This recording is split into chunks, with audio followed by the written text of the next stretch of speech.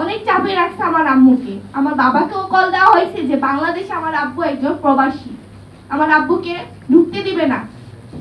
কারণ আমার আব্বু টাকা দিয়ে, ছোট্ট একটা পরিমাণে টাকা দিয়ে সাহায্য করেছিলেন। এটা হচ্ছে লাইভ করেছিলেন যে সবাইকে এগিয়ে আসার জন্য অনুরোধ করছে। ছবি তুলে গুগল থেকে দেখতে। তো ওই ভিডিওগুলো দেখার ভিত্তিতে আমার আব্বুকে হুমকি দিছে যে বাংলাদেশে ঢুকতে দেবে না, আমার আব্বু এয়ারপোর্ট আসলে জেলে ভাত খাওয়াবে। এইভাবে কথাগুলো আমাকে আমার আব্বুকে বলা হয়েছে। ছোট্ট একটা ঘটনা বলি আমি আপনাকে। 4 আগস্টে আমাদের একজন রিপোর্টার আপু বলে গিয়েছিলেন যে পিজি হসপিটালের ভিতরে যে ভাঙচুরের ঘটনা, ওটার প্রতিবাদ আমি নিজে গিয়ে করছি।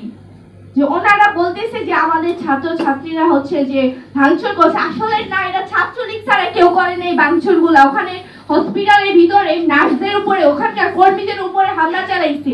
ওনারা কেন কথা বলছে? জয় বাংলা স্লোগান দিচ্ছে একে, তো দ্বিতীয় হচ্ছে যে ওনারাই ভাঙচুর করছে। ওখানকার পরিচালককে আমি বলে দিতে চাই যে ওনাকে বলছি যে আপনি মুখোশ পরে থাকবেন না, যদি প্রয়োজন হয় মুখোশটা খুলেন, সিভিলে আসেন, আমাদের সাথে কথা বলবো।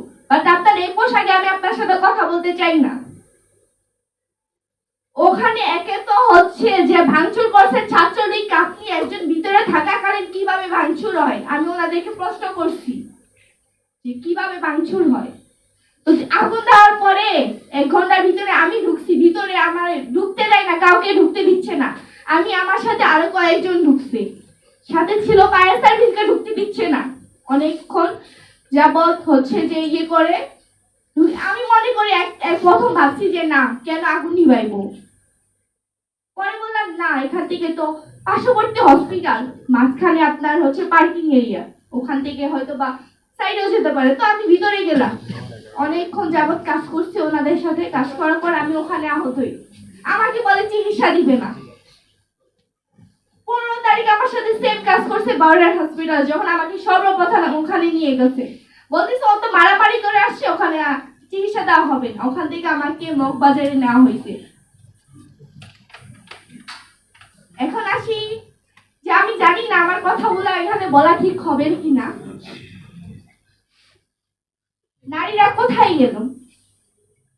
নারীরা আসলে কোথাও যায়নি। নারীরা কোথাও যায়নি। যতবার প্রতিবাদের কথা আসবে, আমরা নারীরা ততবারে প্রকাশ্যে আসবো। আমি মার খাওয়ার পর আমি প্রকাশ্যে আসতে পারি নাই।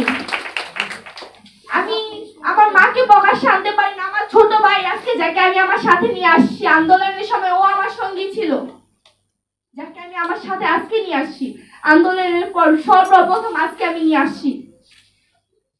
আমি মুখ বেঁধে বেঁধে কাজ করছি বিভিন্ন জায়গায়, কারণ আমাকে চিনলে আমাকে মেরে ফেলবে। আমি আবারও বলতে চাই, আমি আজকে অসুস্থ অবস্থায় আমি আবারও প্রকাশ্যে আসছি।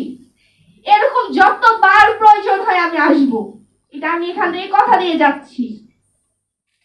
এই রাষ্ট্রকে দেখছে যে নারীরা কিভাবে সংগ্রাম করেছে, কিভাবে টিয়ারশেল, রাবার বুলেট, অনেক কিছুর সামনে সম্মুখীন হওয়া লাগছে নারীদেরকে। নারীরা জানে কিভাবে প্রতিবাদ করতে হয়। এখন আমি আরেকটা কথা বলতে চাই। আমি জানি যে আমার কথাগুলো এখানে বলা উচিত না, তারপর আমি বলতে চাই